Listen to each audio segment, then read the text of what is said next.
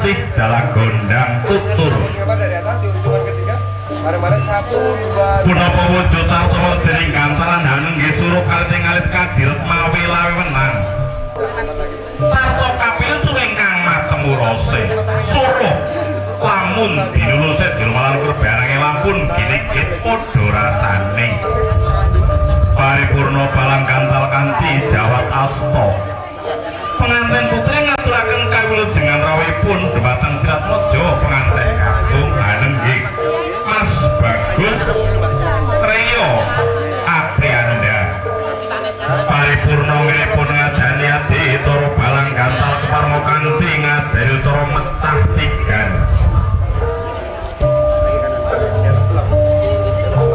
Pengantin saya kita suruh sore konangan tiga sakolo konangan tiga tuwing podo kami coro dia pecah sak naliko tanteng no kinuku balik udah makan ya terus baru tinjak sama percaya keras mas biar aja yang ini pulau potowar dini mutatikan awit putra putri kinasi hanenggih Sirat Mojo pengantin seringgit arsa uwal saking pangkonipun ingkang Rama lan Ibu arsa mandiring pribadi.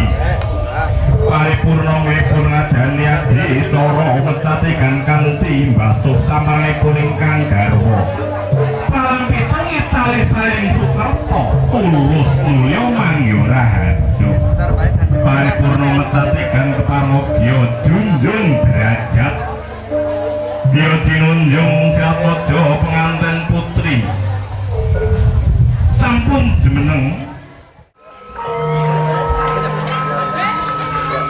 apa ibu nanti naik ke atas Kepaking pangati-ati ingkang Rama anggenipun hanuntun putra putri kinasih tumuju tring sasana pinajang. Sinerebang mawi sindurwane seta lan rekta. Sindurwane seta lan mengko werdi brayang pengantin sarimbit tununtun raing kautamen. Pinayungan budi rahayu wani marang bebener wedi mring kanistan. maksudnya miring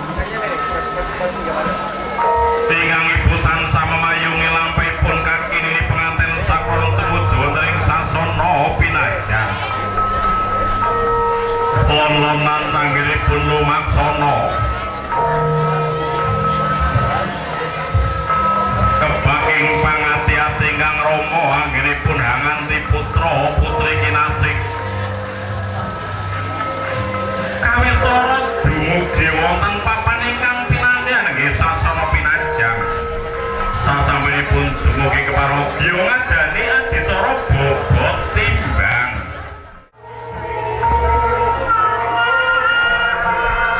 Menawi kawijining pangandikan kang ibu dhateng garwa tambuh.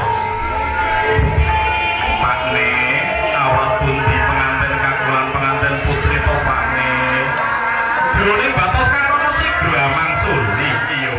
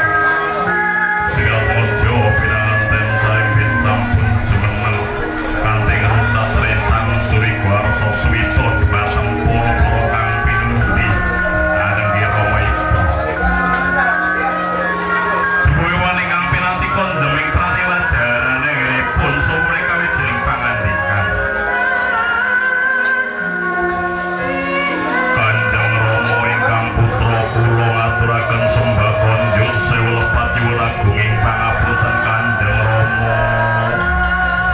Kanjeng Ibu ingkang putra kula ngaturaken sembah pojo Kanjeng Ibu. Kanjeng Rama.